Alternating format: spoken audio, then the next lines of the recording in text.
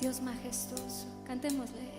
Dios majestuoso en las alturas, poder. Así que vamos a prepararnos en esta mañana. Una vez más, que el Señor les bendiga. Gracias por conectarse con Casa de Oración Nueva York. Estaremos en esta mañana compartiendo una enseñanza dentro de la serie El Poder del Evangelio. Como ya algunos pudieron ver el banner del YouTube y en el Facebook, el tema de hoy, estaremos hablando bajo el tema Fe más obras. Fe más obras. Si usted me acompaña, inmediatamente abra sus Biblias en el libro de Efesios, capítulo 2. Efesios 2. Vamos inmediatamente a la palabra del Señor, aprovechar el tiempo. Hay mucho que ver hoy, muchos textos. Efesios 2, vamos a estar leyendo desde el versículo 8 hasta el 10. En esta mañana vamos a estar compartiendo un tema que, como muchos sabemos, puede ser controversial. Los temas de la salvación son temas controversiales, especialmente en este tiempo que estamos viviendo. Y vengo ya hace tiempo meditando en este tema y orando al Señor que me dé el momento exacto para compartirlo. Dentro de la iglesia del Señor hay mucha confusión acerca de la salvación y vamos a estar viendo hoy acerca de si se pierde o no se pierde la salvación. Pero el tema no es, la intención mía no es entrar en controversia con doctrinas, ¿verdad?, que muchos creen. Más bien la intención es traer claridad para estar firmes en lo que estamos creyendo y no tener un concepto falso o erróneo de lo que significa la salvación. Hay posiciones de la salvación que traen cierta comodidad que puede traer mucho peligro, puede ser peligrosa. Y hay otra posición que trae una urgencia de andar en santidad y justicia. Entonces hoy vamos a estar viendo muchos textos y vamos a estar viendo qué dice la palabra de Dios acerca de la seguridad de la salvación, si se pierde o no se pierde la salvación, cuál es la evidencia de que somos salvos o no. Yo quiero comenzar leyendo en el libro de Efesios, capítulo 2, del 8 al 10. Fíjense aquí este texto, hermanos. En este texto vamos a ver tres cosas para iniciar en esta mañana. Dice aquí Pablo, hablando a los Efesios, dice, porque por gracia sois salvos, por medio de la fe. Son palabras importantes. Por gracia sois salvos, por medio de la fe. Dice, y esto no de vosotros, pues es don de Dios. Dice, no por obras, es importante esa parte, no por obras, para que nadie se gloríe, porque somos hechura suya, creados en Cristo Jesús, para buenas obras. Ahí ven la contraparte. Primero dice, no somos salvos por obras, pero fuimos salvados para buenas obras, ¿verdad? Dice, las cuales Dios preparó de antemano para que anduviésemos en ellas. ¿Anduviésemos en qué? En buenas obras. Dentro de las doctrinas cristianas existe una rama que ha sido desde el principio atacada por Satanás después de la caída de Adán y de Eva. Esta doctrina que Satanás está constantemente enviando sus ataques, queriendo poner confusión, trayendo diferentes teorías y un sinnúmero de cosas que Satanás hace para confundir a la gente acerca de la salvación. Esta doctrina dentro de la teología cristiana se le llama soteriología. Soteriología. Y esta palabra está compuesta por dos palabras griegas, que es sotería, significa la palabra griega salvación, y logía es la palabra estudio o palabra, ¿verdad?, de donde viene la palabra logos. Entonces, sotería significa salvación, logía significa estudio. Así que soteriología es el estudio de la salvación. Es la rama de la teología que estudia la salvación. La palabra salvación en la Biblia tiene el sentido de rescate, tiene el sentido de liberación, tiene el sentido de rescatar a alguien que está bajo, vamos a decir, amenaza de muerte, ¿verdad?, o camino a la muerte. Y esta doctrina de la salvación ha sido el blanco central y principal de Satanás ha sido el más atacado y seguirá siendo hasta el fin de los tiempos. ¿Por qué razón? Porque Satanás sabe si puede confundir, él sabe que si puede confundir a la gente acerca de la realidad y la verdad de la salvación, esto podría causarle la vida eterna en la perdición a muchos, o sea, la muerte eterna en este caso podemos decir. Si ponemos mucha atención, nos daremos cuenta que el ataque principal de Satanás hacia las personas, número uno, es que no escuchen el evangelio de salvación. Número dos, crear múltiples caminos de alcanzar la salvación, diferentes caminos, religiones. Y número tres, distorsionar la doctrina de la salvación. A través de los siglos, la doctrina de la salvación ha sido muy mal interpretada y por causa de falsos maestros y falsas interpretaciones, desafortunadamente esto ha sido un problema dentro de la iglesia. Satanás, desde el Edén hasta el sol de hoy, sigue atacando la palabra de Dios, sigue enviando falsos maestros, sigue influenciando el corazón de muchos maestros que predican la palabra para que se distorsione el entendimiento sano, sencillo y correcto de lo que es la doctrina de la salvación. Vamos al libro de Segunda de Pedro. Vamos a ver aquí un ejemplo de algo que el apóstol Pedro nos enseña. Segunda de Pedro 3, verso 14. Acompáñenme a Segunda de Pedro 3.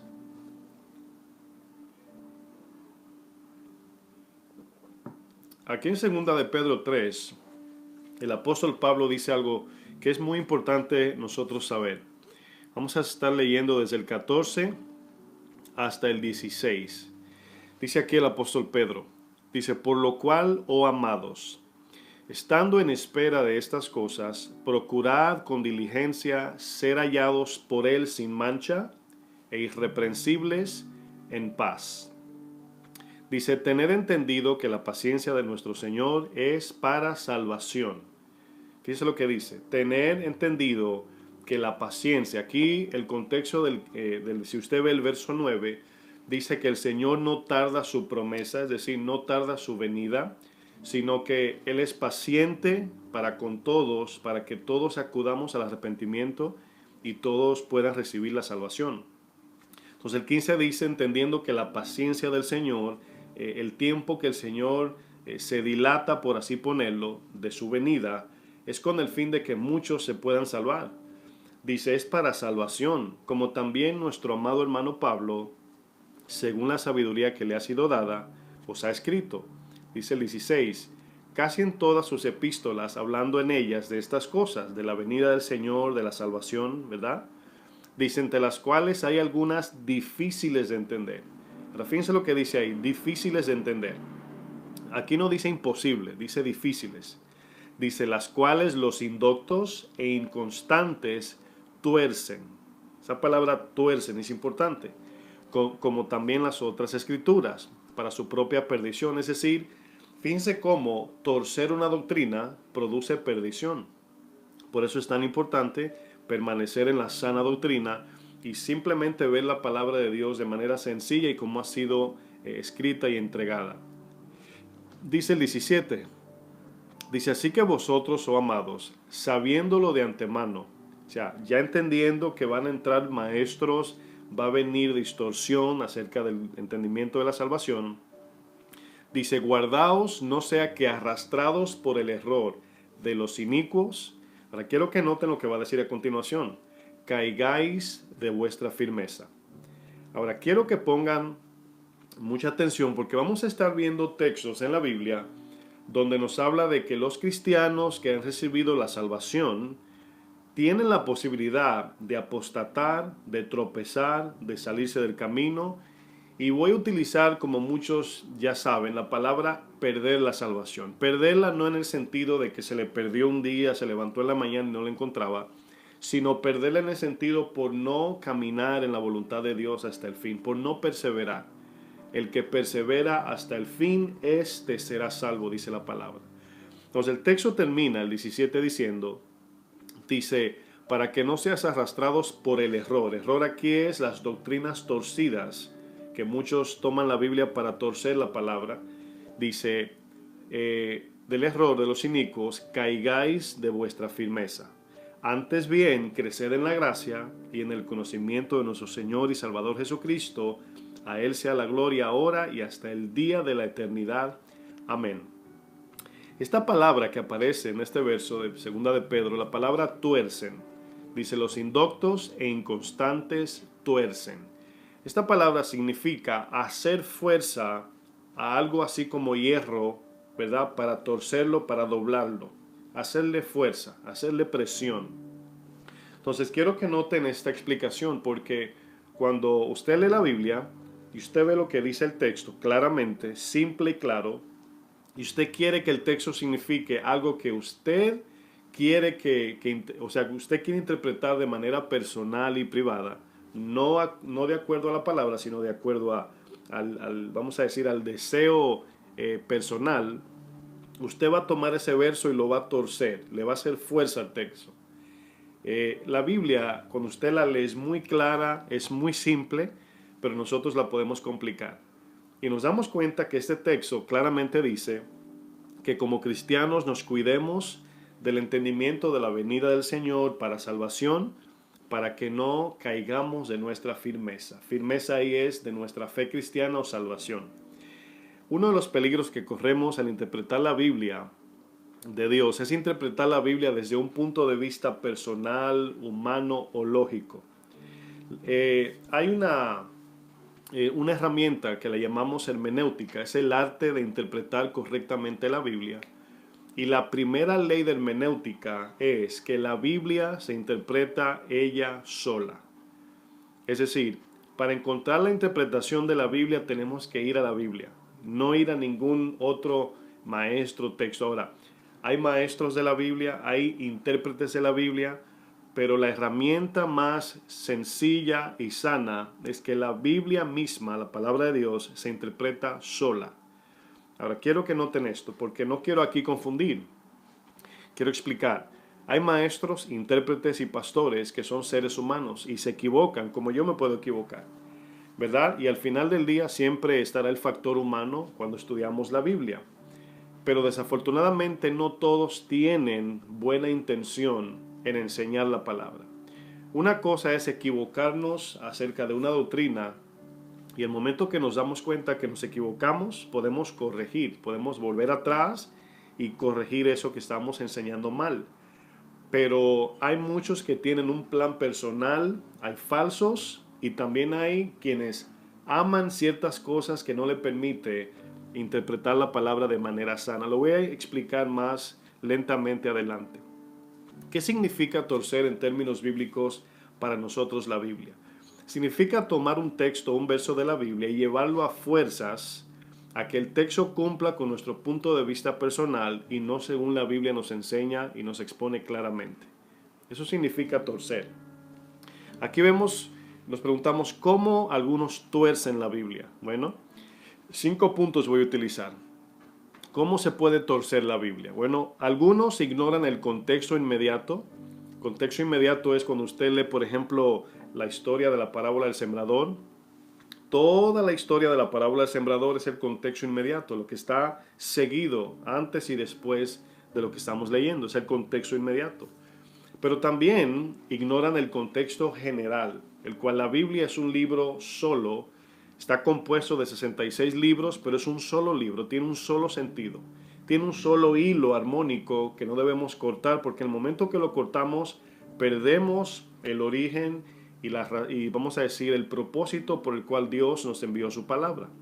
Punto 2, ¿cómo se puede torcer las escrituras? Agregarle libros, como muchas iglesias cristianas, le agregan libros externos.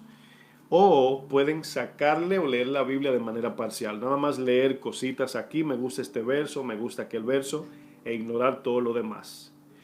Punto 3, ¿cómo se puede torcer las escrituras? Exagerar o alterar el texto para manipularlo. Exagerar, agregarle cosas que no dice, o alterarlo en el sentido de ponerle sentido que no dice el texto, ¿verdad? Punto 4, ¿cómo se puede torcer las escrituras? Muchos interpretan desde el punto de vista de afuera. ¿A qué me refiero de afuera? La Biblia quiere que nosotros al estudiarla nos pongamos los lentes de la Biblia. no los lentes de nuestro punto de vista.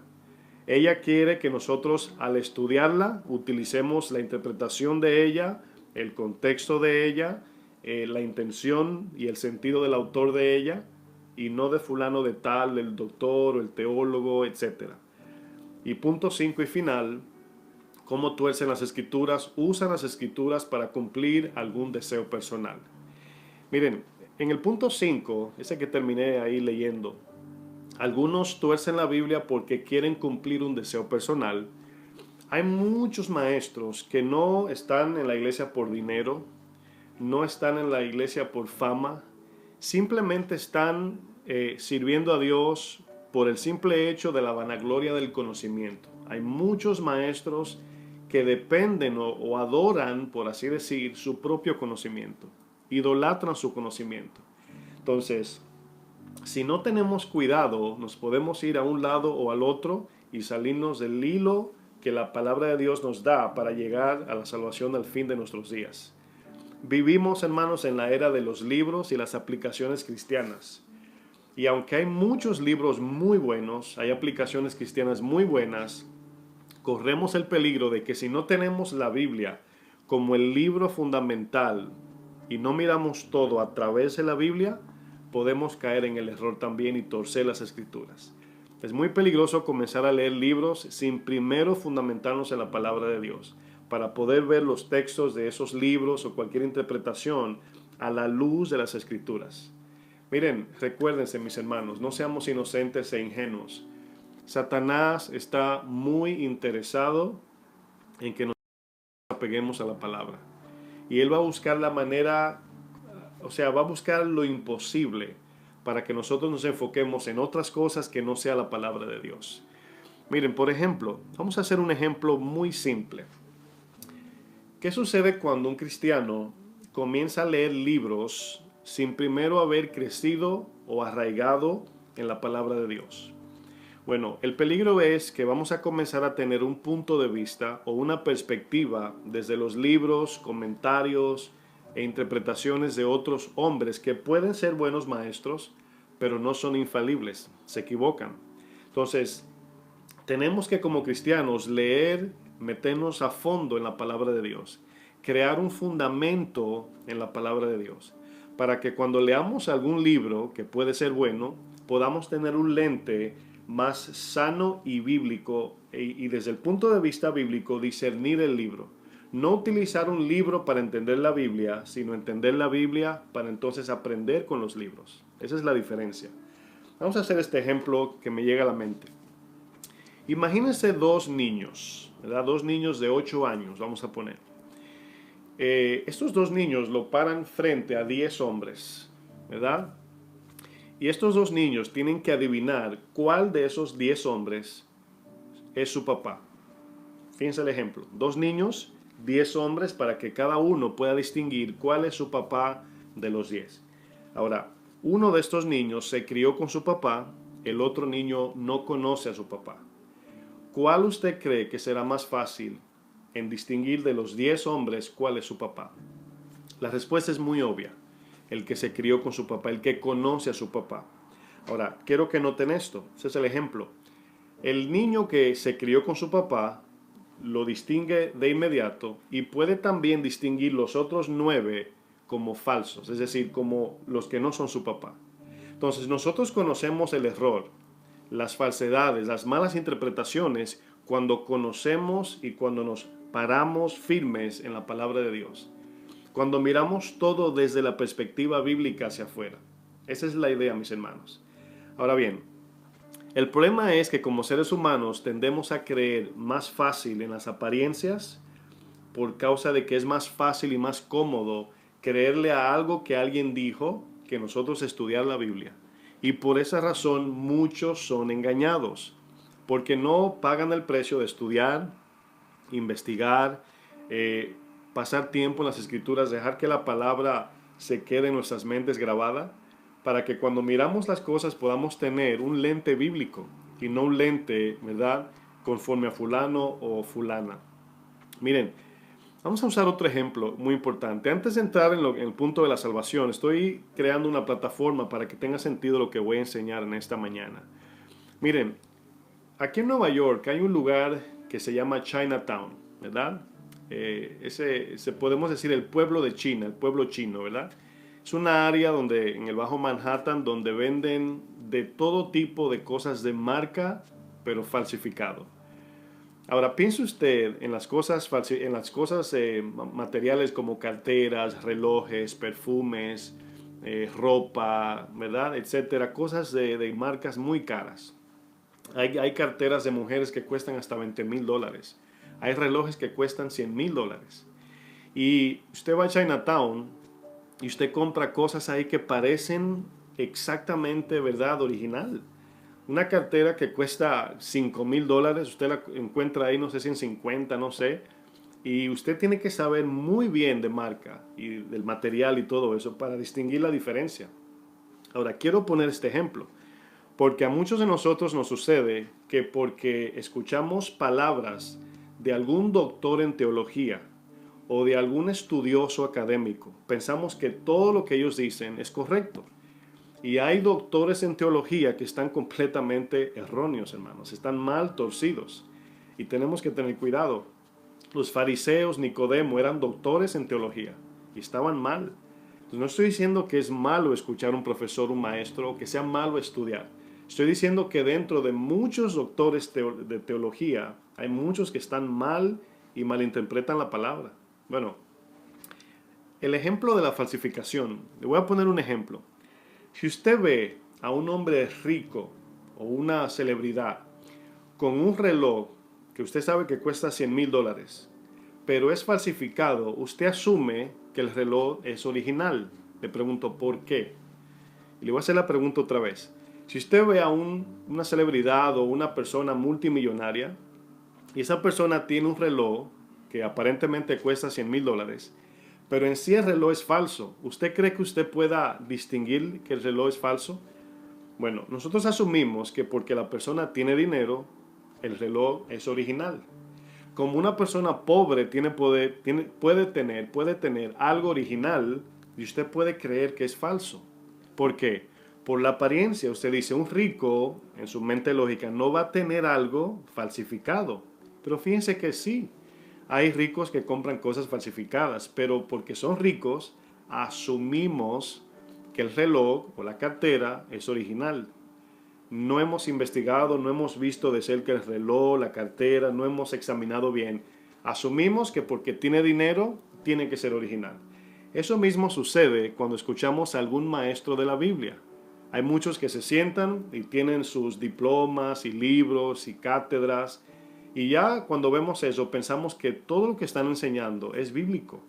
Y tenemos que tener cuidado porque los fariseos eran maestros de Israel, eran doctores, eran teólogos. Y el Señor los reprendió a todos. Entonces aquí vamos por parte, porque no quiero confundir. Miren, entrando en la enseñanza, el libro de Efesios que leímos, el capítulo 2 de Efesios del 8 al 10, hay tres cosas que aparecen en este texto. Porque por gracia sois salvos por medio de la fe, no por obras, para que nadie se gloríe, pero fuimos creados en Cristo para buenas obras, ¿verdad? Fíjense, hay tres cosas. Número uno, vemos la gracia de Dios. Número dos, vemos la fe del creyente. Y número tres, buenas obras. Gracia, fe, buenas obras. No se olvide de eso.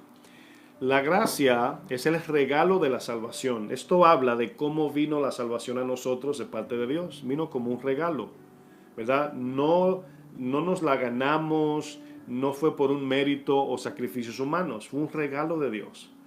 Pero luego vemos la fe. Y la fe es el medio o requisito de cómo recibimos la salvación. Es el medio. Y las buenas obras habla del propósito de la salvación. Gracia, fe, buenas obras. Aquí podemos ver el regalo, requisito y propósito.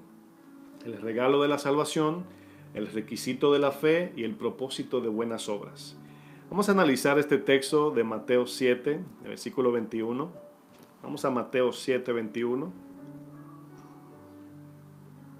Estos textos que estamos leyendo, usted los conoce como cristiano, pero estamos nada más repasándolos para que ustedes vean más detenidamente lo que dice la Biblia. Ahora, es muy sano, mis hermanos, nosotros leer mucho la Biblia, mucho, para que se quede grabado el texto en nuestra mente. Y es muy importante cuando estudiamos tomarnos el tiempo de meditar el texto, analizarlo a la luz de las Escrituras. Los comentarios, ¿verdad? Hay una herramienta que le llamamos comentario. Son libros de hombres, pueden ser maestros de la Biblia, teólogos, eruditos de la Biblia, que han estudiado el texto y han escrito libros nada más de capítulos o versos para dar una explicación de cómo ellos entendieron el texto. Pero si usted se da cuenta, existen miles de comentarios y muchos de ellos se contradicen, no están de acuerdo. ¿Por qué? Porque es una interpretación de hombres. Ahora, son buenos los comentarios, son muy buenos, pero no todos son, vamos a decir, correctos. Algunos están completamente erróneos, otros más o menos. Entonces, de ahí vamos a depender de la palabra y del Espíritu Santo para poder distinguir. Porque ahí es donde vienen las artimañas de Satanás y se meten, hermanos. Miren lo que dice aquí Mateo 7, versículo 21. Quiero que note este texto. Dice, no todo el que me dice, Señor, Señor, entrará en el reino de los cielos. Escuchen bien, no todo el que me dice. La palabra aquí dice, simplemente se está refiriendo a una expresión intelectual en palabras. El que dice, cualquiera puede decir, Señor, Señor. Pero fíjense la conexión. No es el que me dice que entrará, fíjense, vida eterna, entrará en el reino de los cielos. Luego dice, sino el que hace la voluntad de mi Padre que está en los cielos. Ahora, en los versos más adelante, Jesús va a comenzar a distinguir en ellos cuál era su concepto de salvación. Fíjense, ellos van a decir, Señor, ¿cómo que no voy a entrar al cielo si yo hacía esto? Ese esto, fíjense lo que Jesús dice. 22, muchos me dirán en aquel día, Señor, Señor, ¿no profetizamos en tu nombre? Y en tu nombre echamos fuera demonios, y en tu nombre hicimos muchos milagros. Ahora, si nosotros categorizamos esto que ellos dijeron, en el ministerio, ¿cómo se le llama a todo esto? Y para ganar tiempo, todo esto simplemente son dones, virtudes del Espíritu que nos da como servidores para ejercer el ministerio. Ahí no habla de fruto, ahí no habla del amor al prójimo como el samaritano. Ahí solamente son frutos. Son actividades ministeriales nada más. Sacar demonios, profetizar, hacer milagros. Se dan cuenta que todo esto nada más son evidencia del servicio en el ministerio nada más. Estos no son frutos del Espíritu. Estos son ejercidos por los dones, las herramientas. Notamos aquí que en todo esto nada más hay dones ministeriales y no fruto del Espíritu. Miren, podemos ver claramente aquí, hermanos, que cualquier cristiano puede ejercer el ministerio sin manifestar frutos del Espíritu. Usted puede cantar en el ministerio, predicar, evangelizar, lavar los baños, enseñar a los niños, todo lo que usted quiera. Y si usted no tiene el fruto del amor, todo eso que usted ha hecho ha sido, como dice 1 Corintios, es madera, heno y hojarasca. Si no está el fruto del amor de Dios en lo que hacemos, de nada sirve. Ahora, el verso 23 termina diciendo Mateo 7, 23, aquí hablando Jesús, entonces les declararé. Jesús le está diciendo a estos cristianos que le dijeron, Señor, yo he profetizado en tu nombre, yo he sacado demonios en tu nombre, yo he hecho muchos milagros en tu nombre. Están reclamando, ¿cómo no voy a entrar al cielo? Y el Señor le dice, nunca os conocí, apartaos de mí, hacedores de maldad. ¿Por qué el Señor le llama hacedores de maldad a ellos? No porque profetizaron, no porque hicieron milagros o sacaron demonios, sino porque no había un balance de dones y frutos a la vez. Si usted se da cuenta, 1 Corintios 12, hay un desorden con los dones del Espíritu. Y en el capítulo 13, Pablo le dice, yo os mostraré un mejor camino. Se estaban peleando por los dones. Y ahí Pablo comienza a hablar del amor. Dice que al final todo lo que va a permanecer en el cielo es el amor. Ahora bien, este texto es importante, mis hermanos, porque Jesús está haciendo una distinción de que no es el que me dice Señor, Señor, que va al cielo, sino el que hace la voluntad de su Padre que está en el cielo, de nuestro Padre. Podemos hacer milagros sin amar al prójimo, como Simón el Mago en Hechos 8. Podemos orar sin amar al prójimo, así como el fariseo de Lucas 18 ante el publicano. Podemos estudiar y enseñar la Biblia sin amor, así como el intérprete de Lucas 10. Fíjense, hermanos, podemos hacer todo un ministerio y no manifestar que Dios no está en medio de todo eso. ¿Por qué? Porque el amor de Dios no está allí. Hoy vemos pastores, evangelistas, vemos servidores en la iglesia que desafortunadamente entran al ministerio por un fin egoísta y personal, no para ayudar a la gente, no para que las almas se salven, no para glorificar a Dios, sino nada más para satisfacer un deseo personal. Miren, existen 3 tipos de personas que no entrarán al cielo, según la palabra nos enseña. 3 tipos de personas que no entrarán al reino de los cielos. Número 1, los que rechazan deliberadamente el evangelio. Los que no le interesan la predicación de Cristo. No entrarán. Número 2, los religiosos que no conocen a Dios. Son personas que van a la iglesia, hacen cosas de la iglesia, conocen la Biblia, pero no conocen a Dios. Personalmente no lo conocen. Y lo tercero, hermanos, y lo escandaloso es, el tercero es cristianos que no viven en buenas obras. Ni el que rechaza su palabra, ni el religioso que no conoce a Dios, ni el cristiano que no obedece su palabra entrarán al reino de los cielos. Así como en Mateo 7. Ahora, la misma Biblia le llama al Antiguo Testamento sombra de lo que había de venir. Sombra. Si usted, por ejemplo, imagínese esta idea. Si usted está parado en un lugar y usted ve el reflejo de una sombra, de una mano con 5 dedos, ¿verdad? Usted asume sin mirar para atrás que la mano tiene ¿cuántos dedos? 5 dedos, porque es un reflejo. Sombra es el reflejo de una mano cuando la luz le da por detrás. Se refleja una sombra, emana una sombra. Pero ¿qué pasa si usted ve una sombra y esa sombra tiene 5 dedos, la sombra, y cuando usted se voltea a ver la mano tiene 3 dedos? Piense por un segundo, ¿qué usted asume? Si usted ve una sombra de 5 dedos y usted mira la mano para ver qué mano está emanando la sombra, y usted ve que esa mano, la imagen real, tiene 3 dedos, usted inmediatamente sigue buscando a ver cuál es la mano que está emanando esa sombra, porque no es la que tiene 3 dedos, es otra. O sea, hay que buscar la otra mano, a ver dónde anda, porque son 5 dedos que estoy viendo en la sombra. Entonces, el Antiguo Testamento es el sombra del nuevo, de lo que había de venir. Entonces, tenemos que ver la Biblia de Génesis a Apocalipsis, no nada más de Mateo hasta Apocalipsis, no, todo el consejo. Es una película que lleva un hilo que si usted lo corta pierde el hilo. La mejor manera de saber si la salvación se pierde, o mejor dicho, si algún cristiano después de haber sido lavado por su sangre y perdonado sus pecados en Cristo, puede o no perder eso que una vez recibió, solamente entendemos esto uniendo la sombra con la imagen del Antiguo Testamento con el Nuevo Testamento. Miren, libro de Hebreos, vamos al libro de Hebreos 3, acompáñenme allá, hoy vamos a ver muchos textos. El libro de Hebreos capítulo 3.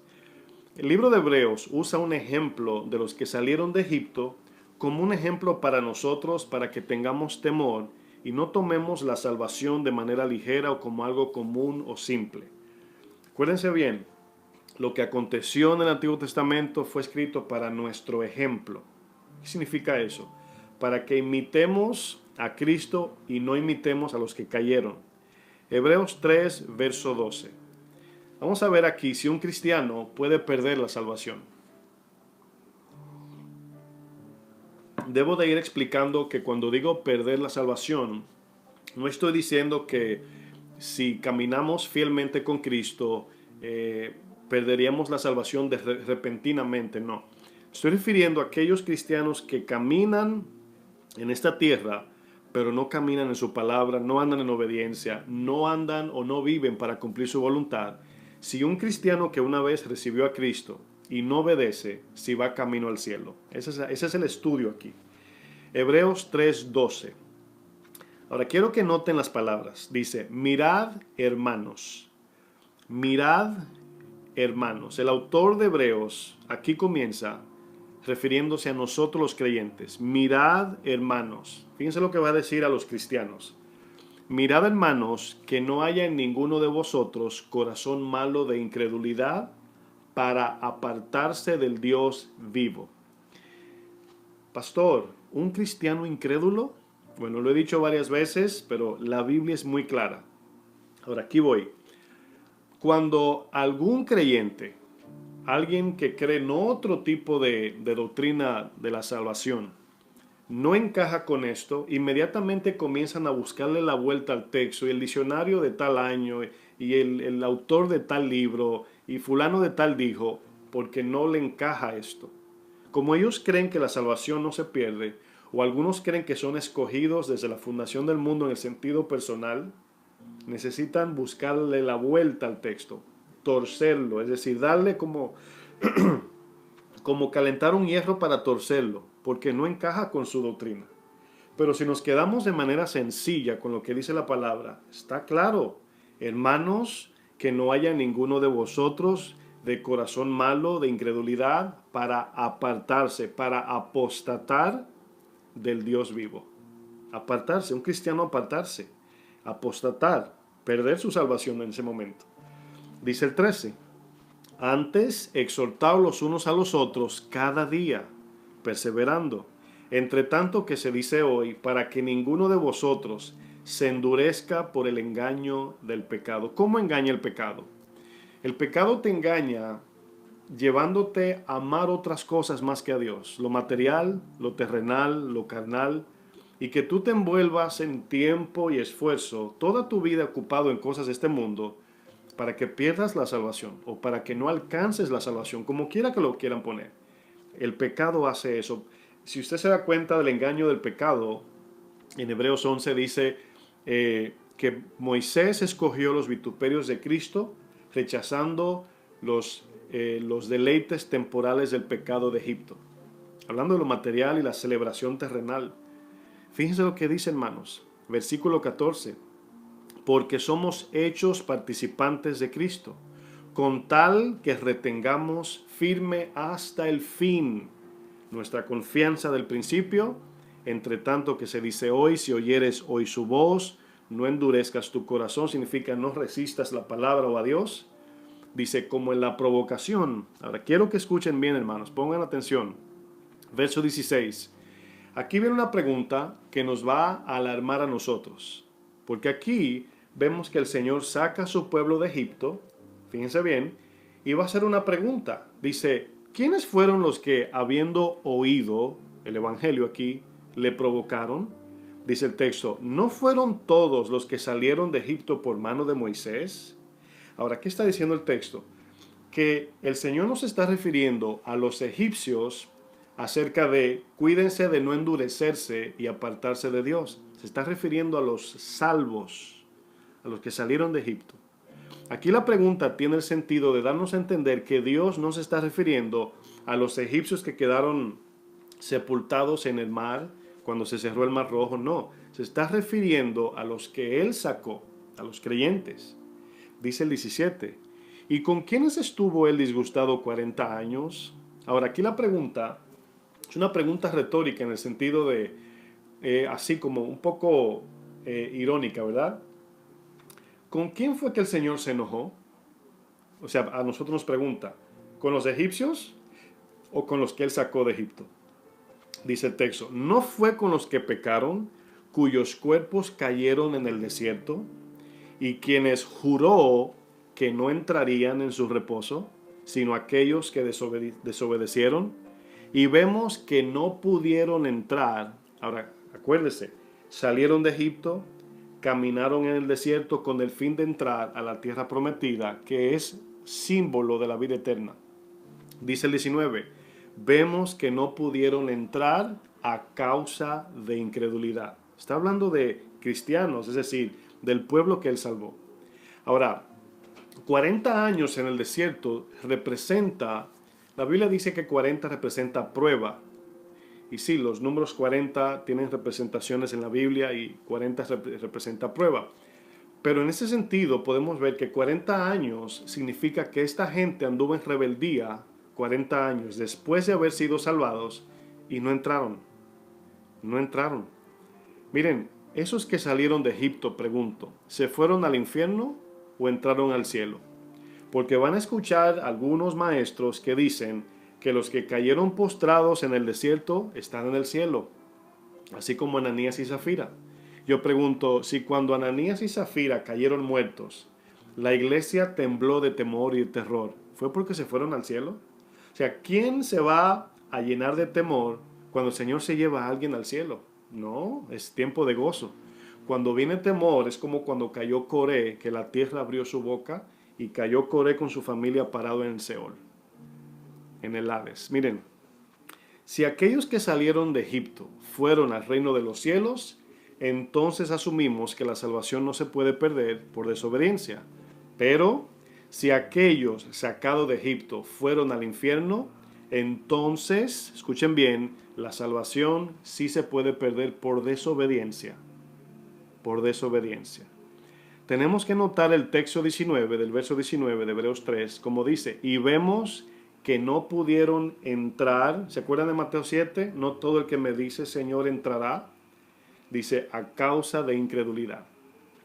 La palabra incredulidad, mis hermanos, significa caminar sin fe, es decir, vivir en desobediencia o andar en la carne.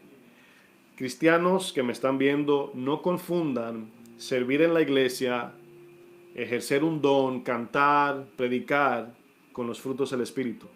Son dos cosas diferentes. El hecho de que estés ocupado en el ministerio no significa que andas en fruto del Espíritu. Es algo que debemos distinguir. La salvación consiste en fe más obras. Santiago 2 dice, fe menos obras es fe muerta. Es importante aquí, hermanos. Aquí somos, dice la Biblia, que somos justificados por fe, santificados por obras. Yo no estoy diciendo que tenemos que hacer obras para entrar al cielo como en sentido de méritos. No nos ganamos la salvación, no. Cristo la obtuvo en la cruz, eterna redención, perfecto sacrificio. Pero una vez recibimos la salvación, tenemos que demostrarla por las obras, tenemos que evidenciar y estar ocupados en aquello por el cual fuimos salvados. Un cristiano que creyó y no vive por obras, no va a entrar al reino de los cielos. Dice la Biblia, no lo digo yo. Un cristiano que creyó y vive por obras buenas, confiando en lo que hizo Jesús, no confiando en sus propios méritos, no.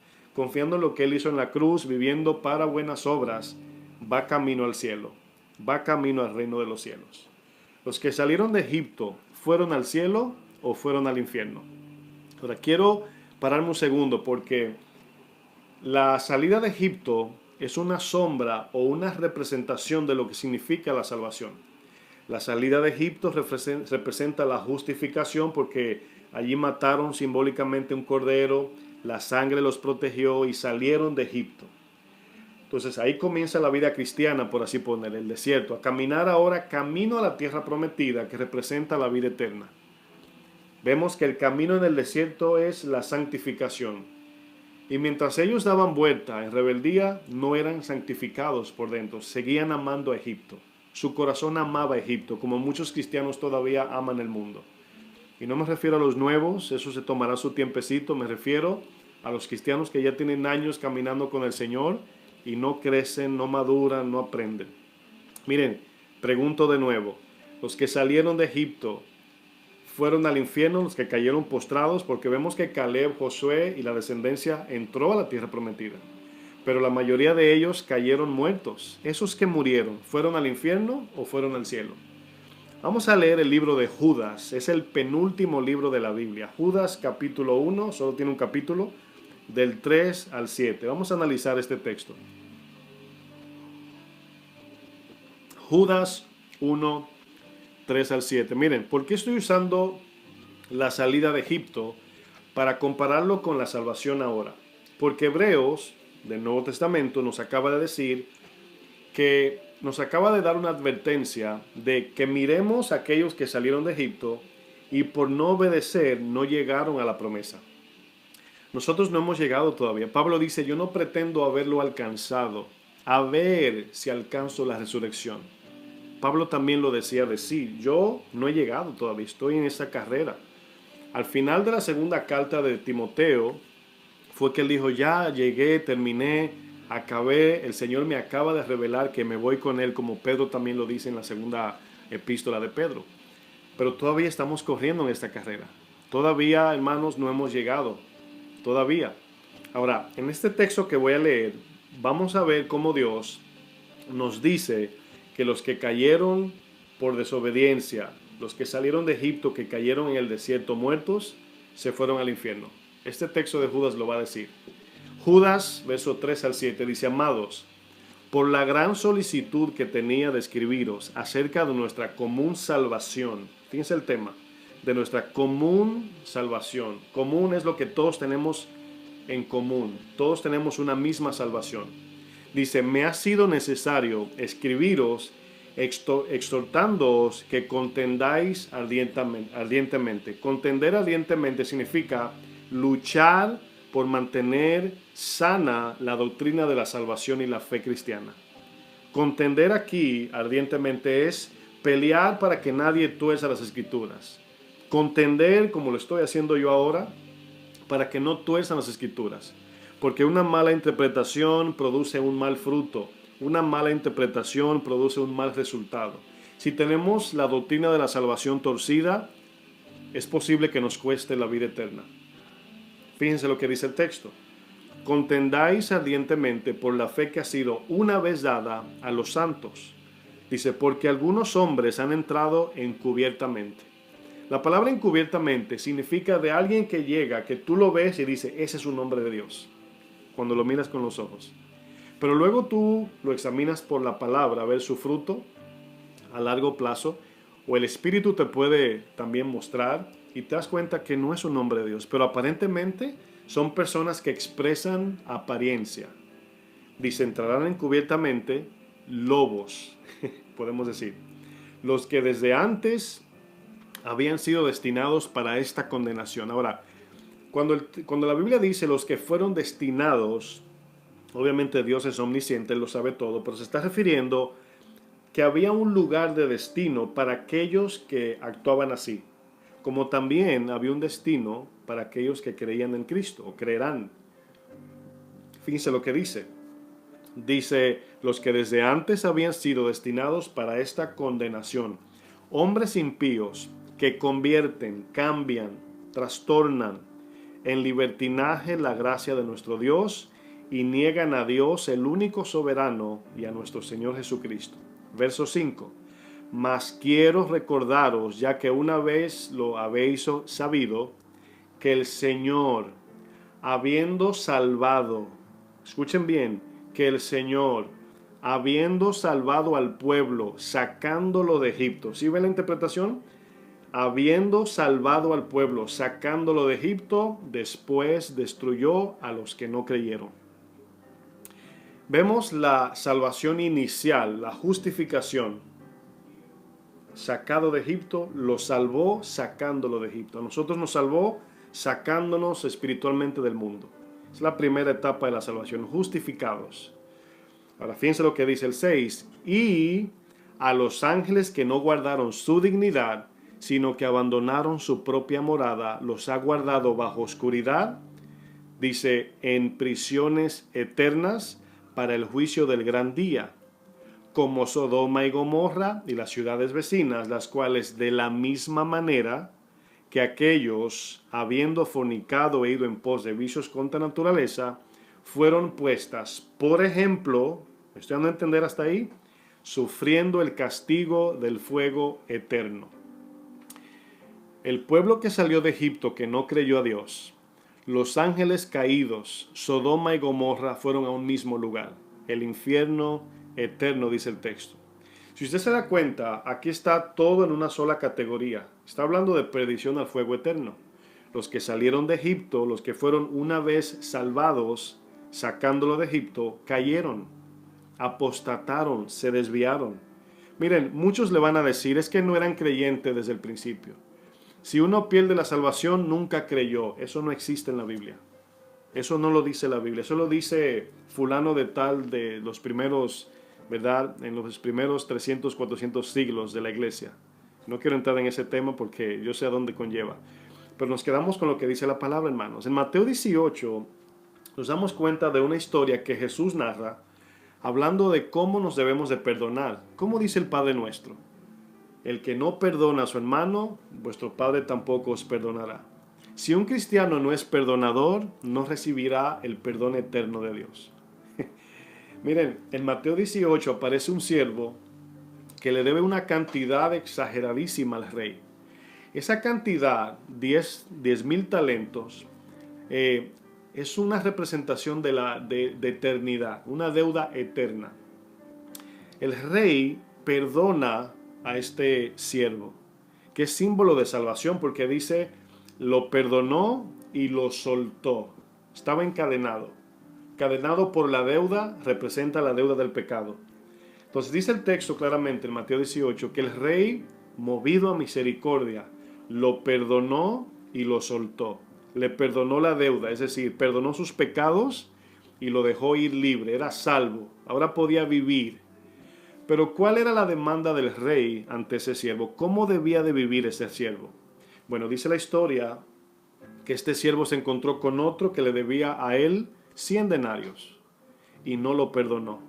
El rey escuchó eso y ¿sabe lo que hizo? Removió su misericordia y lo condenó. En otras palabras, lo mandó al infierno, dice Jesús.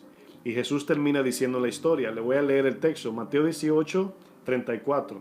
Entonces su señor enojado lo entregó a los verdugos hasta que pagase todo lo que debía. Así también mi Padre Celestial hará con vosotros, aquí son los creyentes, si no perdonáis de todo corazón cada uno a su hermano sus ofensas. Hermanos, está muy claro esto. En Romanos 6, acompáñenme allá, vamos a ver más textos. Romanos 6, 22. Mis hermanos, hay una doctrina hay muchas doctrinas. Hay doctrinas de la salvación acerca de que tú, si te portas bien, Dios te deja entrar al cielo. Es decir, ir al cielo por méritos. No creemos en eso, no dice eso la Biblia. Romanos 3, 4, 5 dice que no somos salvos por obras. Somos salvos por gracia, por medio de la fe.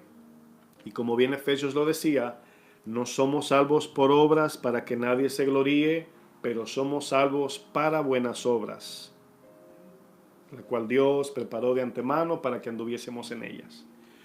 Entonces aquí vemos que ustedes van a escuchar a pastores decir esto. Si no te ganaste la salvación por obras, la puedes perder por obras, y eso se llama silogía. Silogía significa utilizar dos verdades que no van juntas y cuando tú la unes, cumple un fin personal. Es decir, los árboles son seres vivientes, tú eres un ser viviente, entonces tú eres un árbol. Eso se llama silogía. Significa mezclar dos cosas para sacar un provecho final conforme a la persona que lo quiere interpretar de manera privada. Hermanos, no podemos usar esa ilustración de que si no nos ganamos la salvación por obras, la vamos a perder por obras.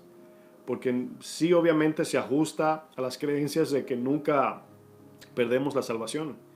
No, la Biblia es clara. Cada vez que Jesús examina a una persona a ver si va camino al cielo, lo primero que ve es obras. Lo van a ver, hermanos. Romanos 6, 22. Dice, más ahora que habéis sido libertados del pecado, y aquí vemos la primera etapa de la salvación. ¿Por qué digo la primera etapa? La salvación es una, pero se caracteriza por tres cosas. Justificación, Jesús nos justifica al perdonar nuestra deuda. Luego, santificación, ahora entramos en un proceso de limpieza de corazón. Y tercero, glorificación. Ahí se consuma la salvación. Recibimos la salvación, vivimos en salvación, alcanzamos plenamente la salvación, consumamos la salvación. Es importante.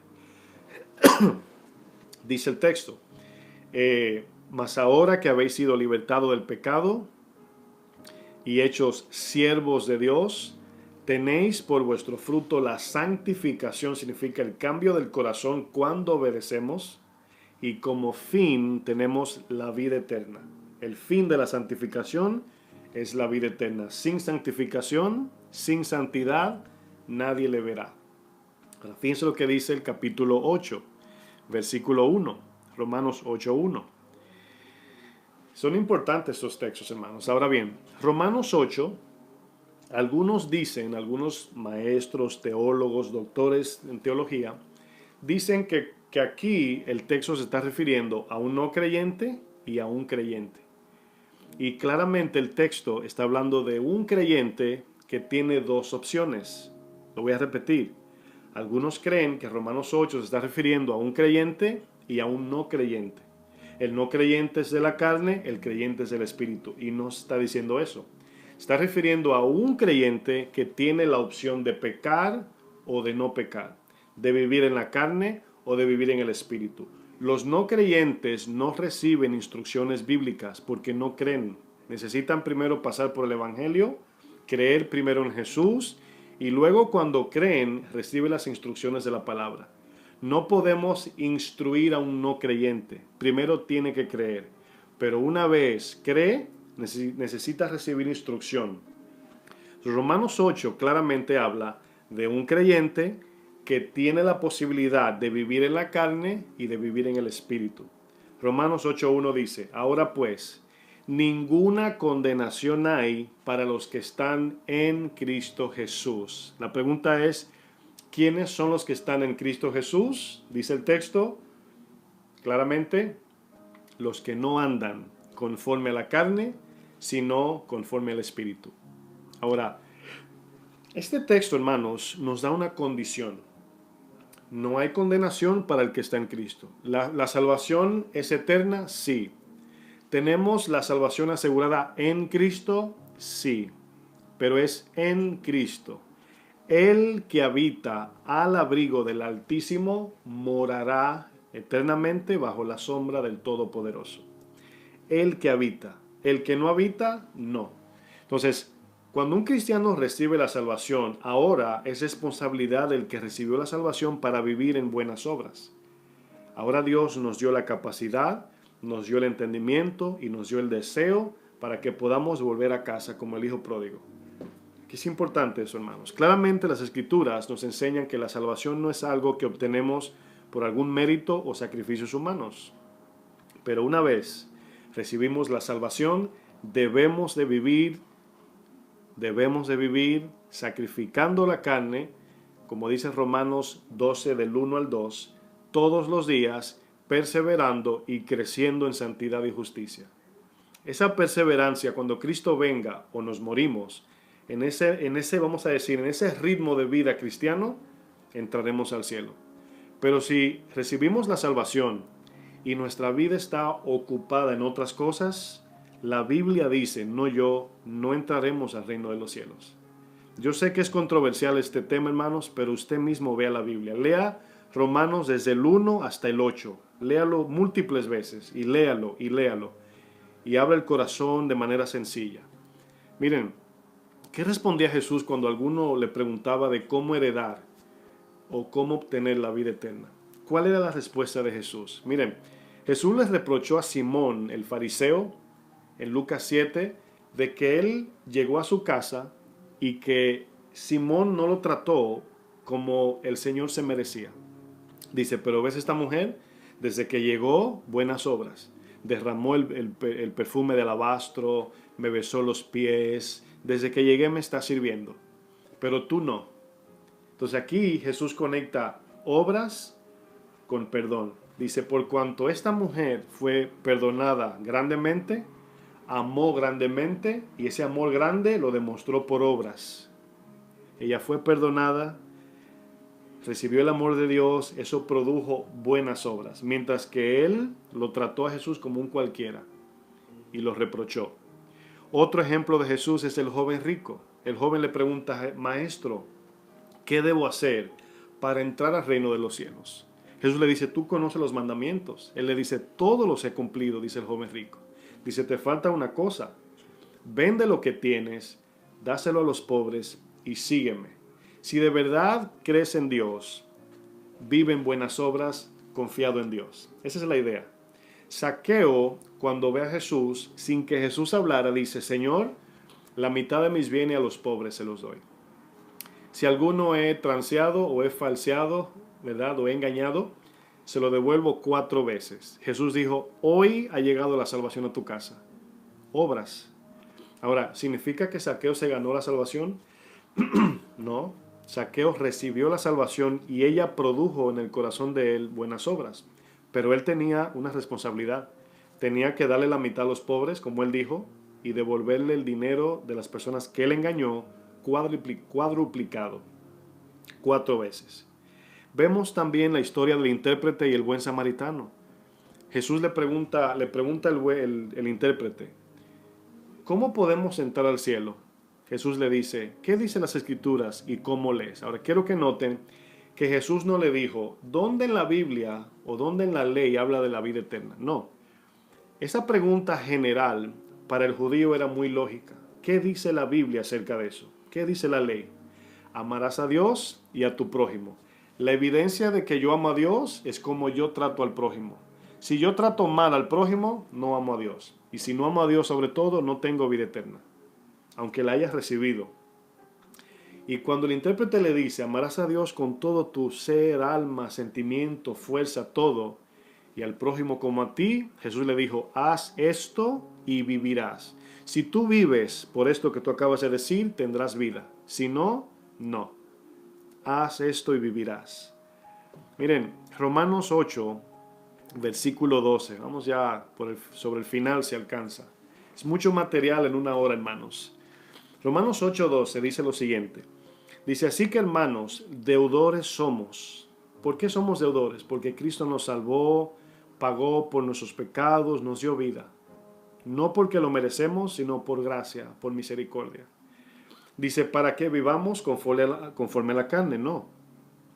Dice el 13, escuchen bien el 13, Romanos 8, 13. Porque si vivís conforme a la carne, moriréis. ¿A quién está hablando? A creyentes. Los no creyentes espiritualmente están muertos ya. Ellos ya viven en la carne, no tienen otra opción. Nosotros se nos da una opción nueva de vivir en el espíritu cuando nacemos de nuevo. Entonces aquí el texto es a creyentes. Porque si vivís conforme a la carne, moriréis. Perdición eterna. Dice, más, si por el espíritu, si por la obediencia a la palabra, dice, hacéis morir las obras de la carne, viviréis vida eterna. Porque todos los que son guiados habla de que el Espíritu nos mueve a obedecer la palabra. Dice, guiados por el Espíritu de Dios, estos son hijos de Dios. Vamos a leer el 15, 16. Dice, el Espíritu mismo da testimonio a nuestro espíritu de que somos hijos de Dios. Y si hijos, también herederos. Herederos de Dios y coherederos significa heredaremos lo mismo que Cristo, por fe, con Cristo. Y dice el texto luego, sí es que padecemos juntamente con Él, para que juntamente con Él seamos glorificados. Ahora, el texto tiene una sí condicional. Si es que padecemos, es decir, si es que sufrimos por causa del Evangelio. Mis hermanos, es muy fácil confundir dones por frutos. Podemos ocuparnos, hermanos, en el ministerio de una manera tal que podemos sentirnos o podemos actuar como la historia del buen samaritano, donde el sacerdote estaba ocupado con sus quehaceres ministeriales, el levita estaba ocupado con sus quehaceres ministeriales, pero el samaritano fue el único que fue aprobado. Porque el ministerio no debe ser más importante que las almas, porque el ministerio fue establecido para salvar almas. Pero a veces por nuestro corazón torcido hacemos el ministerio más importante que la salvación de las almas. Para Dios es más importante un servidor que camina en amor, que no tiene esos dones que apantallan, que maravillan. Para Dios es más importante porque ama al prójimo, que uno que tenga todos los dones y que no ame a su prójimo. Cuando los misioneros fueron, obviamente, a las misiones, que volvieron, estaban maravillados de sacar demonios, de hacer milagros, y el Señor le dijo, no se maravillen por eso, no se confundan, no tuerzan el sentido de por qué yo vine. Yo no vine para jactarme del poder milagroso. Asegúrense que sus nombres estén escritos en el libro de la vida. Es más importante la salvación. Miren, Primera de Pedro 18 y 19. Primera de Pedro, no puse el capítulo aquí. Primera de Pedro 1, voy a buscar en la Biblia aquí. Primera de Pedro, sí, Primera de Pedro 4, ahora recuerde, es que no le puse el capítulo y me confundí. Primera de Pedro 4, 18 y 19.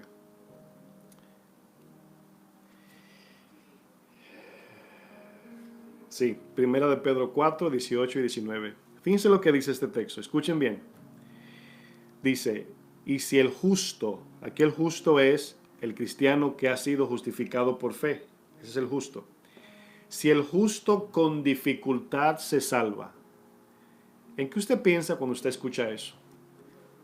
Es difícil para el cristiano salvarse, está diciendo el texto. Si el justo con dificultad se salva, ¿en dónde aparecerá el impío y el pecador?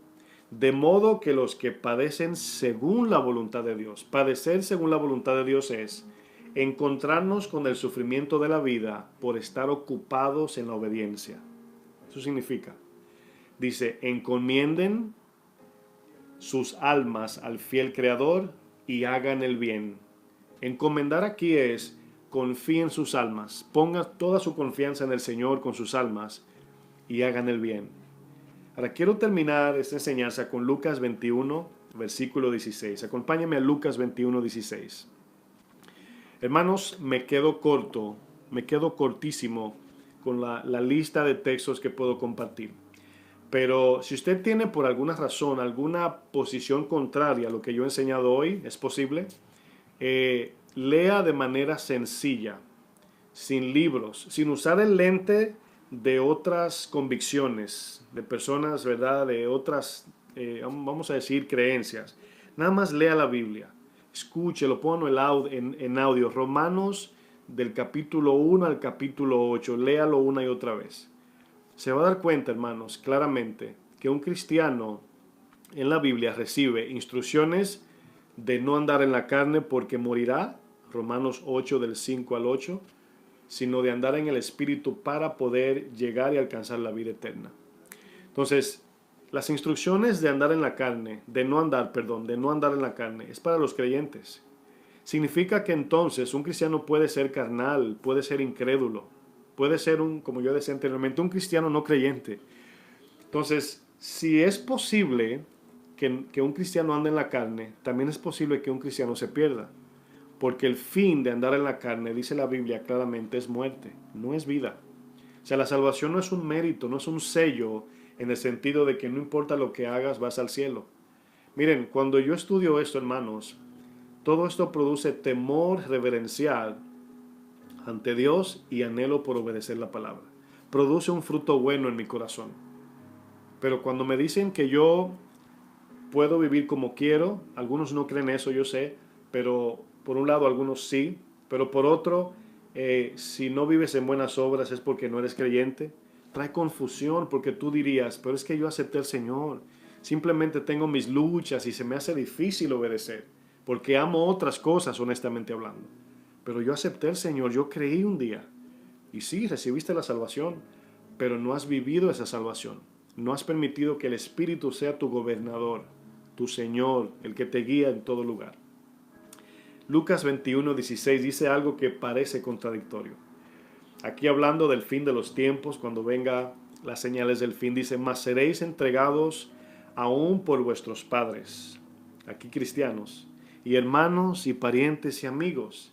Dice, y matarán a algunos de vosotros, y seréis aborrecidos de todos por causa de mi nombre. Dice, pero ni un cabello de vuestra cabeza perecerá. Usted diría, acaba el Señor de decir que nos van a matar y no va a perecer ni un cabello. Está hablando del cuerpo glorificado que nos está esperando, no de este cuerpo pasajero. Dice el 19, escuchen bien, con vuestra paciencia, significa sufrimiento, paciencia aquí, ganaréis vuestras almas. Este texto dice que si sufrimos y soportamos hasta el fin, alcanzaremos la vida eterna. entraremos al reino. En una de las 7 iglesias el Señor le dice, el diablo echará a alguno de vosotros por 10 días en la cárcel. Y le dice, el que persevere hasta el fin, el que persevere, será salvo. El que no persevere, no será salvo. Así de simple, hermanos. Suena duro, sí. Trae miedo, mucho temor. Pero es la verdad de lo que la palabra dice. No encaja con lo que hemos aprendido, a lo mejor. Pero es lo que dice la palabra. Leyéndola letra por letra. Sin tener que acudir a tantas herramientas que a veces nos ponen los lentes de aquellos que creen otra doctrina. Hermanos, las advertencias están allí. Los sí condicionales, tómelo en cuenta. No hay condenación para los que están en Cristo. ¿Qué significa estar en Cristo? Los que no andan conforme a la carne. Porque si vivís en la carne, moriréis, mas si por el Espíritu hacer morir las obras de la carne, encontrarás vida eterna. Hermanos, tenemos a un enemigo que se llama Satanás. Satanás es un ángel caído, venido del cielo, que vio a Dios y está en la tierra atacando a todos para que no recibamos, es la palabra, la salvación. Él hará todo lo posible. La palabra dice que él sabe que le queda poco tiempo y va a meter toda su artimaña, su fuerza, todo con el fin de que nos perdamos. ¿Usted cree que no se va a meter en la iglesia y se va a disfrazar de maestro? Bueno, le voy a dar un punto para que no se asuste. Muchos dirán, bueno, el pastor está hablando de que hay muchos falsos, ¿verdad? Usted diría, ¿cómo no sabemos nosotros que usted, pastor, es un falso? Bueno, por eso tenemos el Espíritu Santo, pero algo más sencillo, el fruto. Lo que produce lo que hemos estudiado hoy. ¿Tienes temor ahora? Es bueno. ¿Tienes deseo de andar en la palabra? Eso es bueno. Todo esto ha provocado en ti un anhelo de agradar a Dios más. Gloria a Dios. Pero si las otras doctrinas te llevan a un punto de conformidad, vive la vida que Dios es bueno. Descansa. Es un descanso falso que nos puede traer un susto muy grande. No queremos escuchar, mis hermanos, que aquel día el Señor diga, Señor, Señor, y nos diga, apartaos de mí, nunca te conocí. La salvación tiene un propósito y debe ser evidenciada. No podemos ser luz sin obediencia. El mundo conoce el Evangelio por medio de 2 cosas. La predicación, pero cuando no creen a lo que decimos, nos queda una sola cosa, emanar la luz de Cristo. ¿Cómo? Amando al prójimo, perdonando a los enemigos, sirviendo al necesitado, glorificando a Dios en todo, buscándolo cada día, conociéndolo cada día y anhelando profundamente las cosas de arriba y muriendo cada día las cosas de abajo. En eso consiste la vida cristiana. Hermanos, cuando usted estudie la Biblia, véalo con corazón sencillo. Yo siempre le digo a mis hermanos de la iglesia, las ovejas, lean la Biblia con un corazón ignorante. ¿Qué significa eso? Vengan ante Dios diciendo, Señor, dame el entendimiento. Quiero entender, quiero venir de manera sencilla. Quizás algunos de ustedes tienen su lugar allí lleno de libros de muchos autores. No son malos los libros, son buenos, yo tengo libros. Pero el lente para nosotros mirar la palabra de Dios no son esos libros. Ellos también tienen un punto de vista y produjeron sus libros y muchos son buenos, nos edifican, nos ayudan. Como yo, ahora mismo yo estoy siendo como un tipo libro. Estoy hablando lo que he creído y lo que entiendo. Pero cada uno somos responsables de discernir y buscar de manera íntima y personal la verdad de su palabra. La verdad, hermanos, no se obtiene por el intelecto y el estudio nada más. La verdad se obtiene por el conocimiento de la persona de Cristo. Y eso crece con la obediencia. Que el Señor les bendiga, mis hermanos. De verdad que este tema me carga mucho porque a veces pienso en las cosas que pueden ser tropiezo para personas no entrar al cielo y me duele mucho.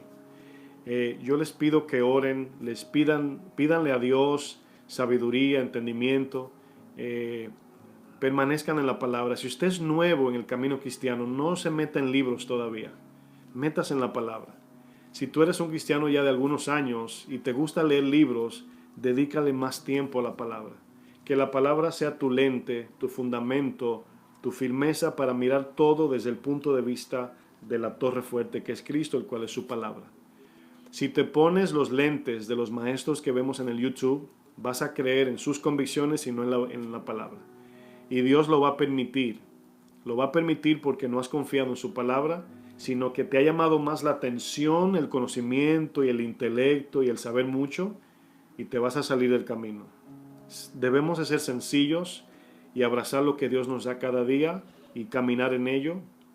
Podemos ser héroes en conocimiento, pero ciertamente somos enanitos en obras. La iglesia ha obtenido mucha ciencia, pero la iglesia está prematura en lo que es amar al prójimo. Hermanos, que el Señor les bendiga. Sigan orando por nosotros, así como nosotros por ustedes. Estamos en tiempos buenos, aparte de tiempos difíciles también. Pero este tiempo, hermanos, nos ha ayudado a nosotros a estar en un lugar sentados y tenemos el tiempo de reconsiderar nuestro caminar con Cristo. Hermanos, la perdición eterna en el infierno es algo muy grande y muy feo. Dios no quiere eso para nadie. Pero si usted no se afirma en el Señor y no confía en Cristo de todo corazón, se puede perder. En el amor de Dios le pedimos, hermanos, métanse en la palabra del Señor y confíen en Cristo en todo. Vamos a orar. Señor, en el nombre de Jesús, así como Pablo le decía a Timoteo, que Dios te dé entendimiento. Así pido también que Dios les dé entendimiento. Yo soy falible, yo soy imperfecto y me equivoco, pero expongo este mensaje de todo corazón para aquellos que escuchan y no es para que me crean a mí, es para que pongan todo en la mesa y lo examinen a la luz, sin tener que mirar diferentes tipos de posiciones, nada más lo que dice la Biblia. Yo te pido, Señor, que tú afirmes los corazones. Cada vez que vamos acercándonos al fin, Señor, el engaño va creciendo, se va apoderando de muchos. Muchos apostatarán, dice tu palabra, y no queremos ser de ese grupo. Guárdanos, Señor, especialmente en este tiempo, Señor, de mucha confusión ante muchos que no conocen la verdad. Ayúdanos, Señor, a reflejar la luz en este mundo oscuro, a vivir en buenas obras, a ocuparnos no solamente en actividades ministeriales, sino en el amor y el fruto del Espíritu ante el prójimo, perdonando en todo momento, siendo misericordioso al compartir el Evangelio, no tener vergüenza o miedo para compartir el Evangelio de salvación, aunque seamos aborrecidos. Ayúdanos, Señor, ayúdanos, en el nombre de Jesús. Que el Señor les bendiga, mis hermanos, y nos vemos pronto. Recuérdense que el próximo sábado 2, 10 de la noche, tenemos la reunión virtual para parejas, y lo pusimos a las 10 de la noche para aquellos que tienen hijos puedan tener un tiempo libre.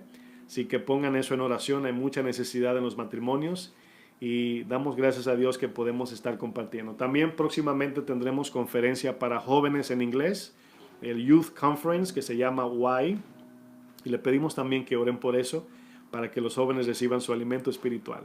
Que el Señor les bendiga, hermanos. Seguimos adelante, siga orando, haciendo buenas obras y buscando del Señor cada momento. Que el Señor les bendiga, mis hermanos.